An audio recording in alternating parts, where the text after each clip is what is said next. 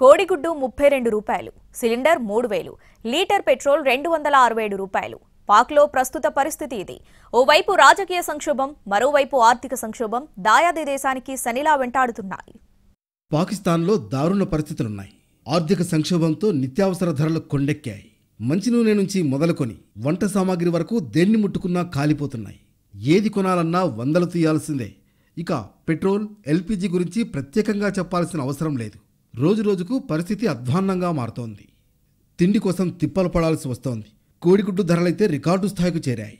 ఒక్కో గుడ్డు ధర 32 రూపాయలు పలుకుతోంది. దీంతో గుడ్డు కొనాలంటే పాకిస్తానీలు భయపడిపోతున్నారు. డజన్ గుడ్ల ధర 360 రూపాయలకు చేరుకుంది.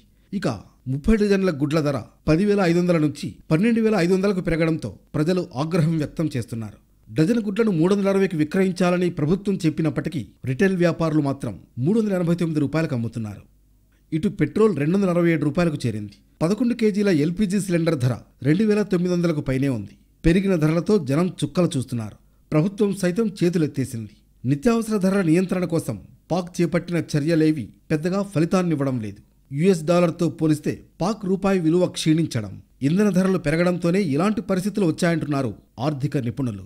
పాక్ ఈ దుస్థితికి రావడానికి రాజకీయ సంక్షోభం కూడా ఓ కారణం. పాకిస్తాన్లో ప్రస్తుతం ఆపద్ధర్మ ప్రభుత్వం కొనసాగుతోంది.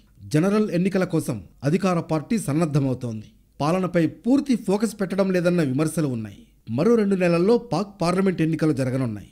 అప్పటి వరకు ఈ తిప్పలు తప్పేలా కనిపించడం లేదు.